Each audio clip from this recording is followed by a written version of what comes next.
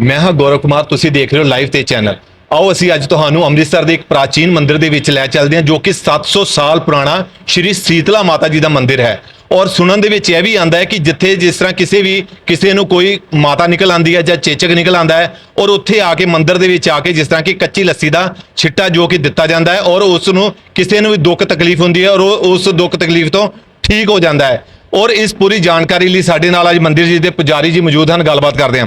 हाँ जी पंडित जी, राम राम जी। राम राम जी, राम राम जी। हाँ जी पंडित जी, जिस तरह इतने श्री शीतला माता जी का प्राचीन जो कि 700 साल पुराना मंदिर है, कि ये सच है? जे सच है तो और इस मंदिर का की इतिहास है? देखिए बिल्कुल सच है, ये 700 साल से भी और प्राचीन है। 700 साल पुराना ये माता जी का मंदिर है, प्राचीन मंदिर है। और यहाँ पर तीनों माता विराजमान है, महाकाली, माँ लक्ष्मी, माँ सरस्वती, और शीतला माता विराजमान है, महामाया विराजमान है। और जिनकी कोई बीमारी हो जाती है, चेचक हो जाती है, माता का प्रकोप हो जाता है, वो यहाँ आकर के मत्था टेकते हैं और लस्सी चढ़ाते हैं।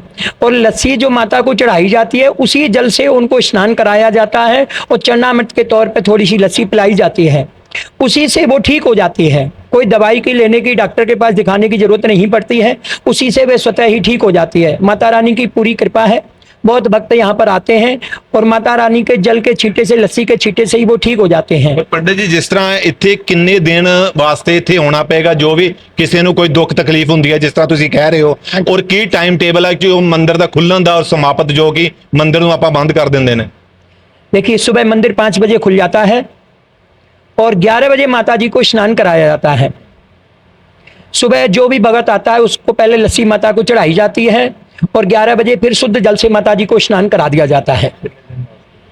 और 5 दिन का मैन वो होता है कि 5 दिन परहेज करना पड़ता है। जिनके चेचक या माता का प्रकोप होता है वो 5 दिन का परहेज करते हैं, कहीं जाते नहीं हैं, कोई भी तली हुई या प्याज थोम वगैरह वो वस्तु नहीं खाते हैं, किसी के घर नहीं जाते हैं, बाहर नहीं निकलते हैं। माता जी की कृपा के लिए कुछ पैसे रख दिए जाते हैं, जैसे 11 रुपया, 1 रुपया, 5 रुपया, 7 रुपया, ये वो भी है। और वो माता जी को फिर अर्पण करके जब भोग लगाते हैं, भेंट कर देते हैं, तो 5 दिन में ही वो बिल्कुल ठीक हो जाते हैं।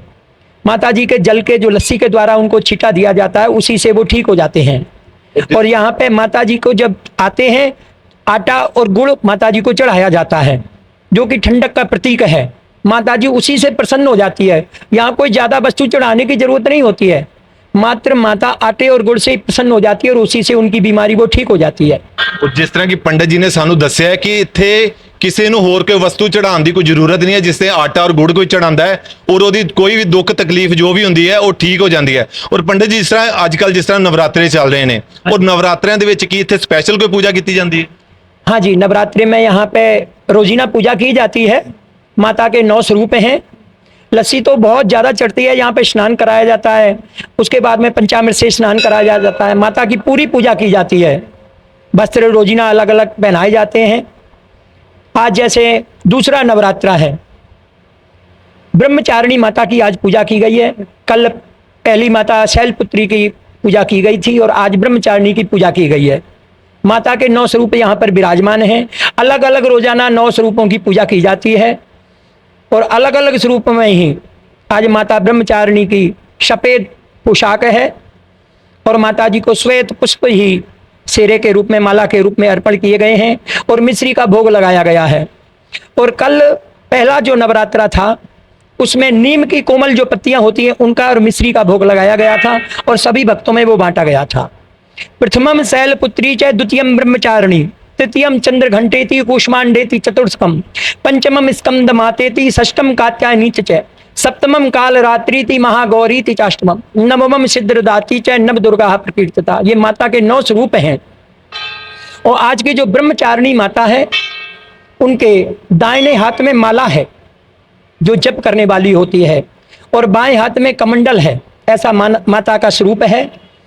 और जो इस माता के स्वरूप की पूजा करती है उनकी मनोकामना पूरी होती है और सबको माता इच्छा के अनुसार वरदान देती है। और आज जो माता की पूजा की जाती है वो जप करने वाली माता है। ब्रह्मचारिणी माता ने शंकर जी की पूजा की थी पति रूप में पाने के लिए। तो जो भी लड़की कुंवारी माता जी की इस रूप में पूजा करती है, जप करती है, तो उसको अपनी इच्छा के अनुसार पति प्राप्त होता है। और इस माता की पूजा करने से जप में किसी प्रकार की बाधा नहीं आती है, भक्ति मिलती है, शक्ति मिलती है, उसको सामर्थ्य मिलती है। इस प्रकार इस माता की पूजा करने से फल प्राप्त होता है और आज के दिन ब्रह्मचारिणी माता की पूजा की जाती है। पंडित जी, जिस तरह ਇੱਥੇ ਕਿੰਨੀ ਕੁ ਸੰਗਤ ਜਿਹੜੀ ਇੱਥੇ ਮੰਦਿਰ ਦੇ ਵਿੱਚ ਆ ਕੇ ਨਤਮਸਤਕ ਹੁੰਦੀ ਹੈ? देखिए यहाँ तो लाखों की भीड़ आती है, सुबह तो लाइन लग जाती है। यहाँ पर जो लस्सी चढ़ाते हैं बहुत भक्त होते हैं और बहुत ज़्यादा लाइन लगी होती है। 5 बजे से ही लाइन चालू हो जाती है, 5 बजे मंदिर खुलता है और 1 बजे तक, 1:15 बजे मंदिर बंद होता है। तब तक लोगों की भीड़ लगी रहती है, यहाँ पे बहुत रस होता है। सुबह जो लस्सी चढ़ाते हैं, सुबह से 1 बजे तक लस्सी चढ़ती रहती है। ਜੋ ਲੱਸੀ ਜਿਹੜੀ ਚੜਾਈ ਜਾਂਦੀ ਹੈ ਉਹ ਸੰਗਤ ਆਪਣੇ ਘਰੋਂ ਲੈ ਕੇ ਆਉਂਦੀ ਹੈ ਕਿ ਜਾਂ ਇਥੋਂ ਮੰਦਿਰ ਦੇ ਵਿੱਚੋਂ ਸੰਗਤ ਨੂੰ ਜਿਹੜੀ ਦਿੱਤੀ ਜਾਂਦੀ ਹੈ? नहीं नहीं नहीं, वो अपने घर से लेके आती है, अपने बर्तन में, कोई चांदी के में, कोई स्टील के में, कोई पीतल के में, जिस प्रकार जिसके पास पात्र है अपने घर से ही लेके आते हैं वो।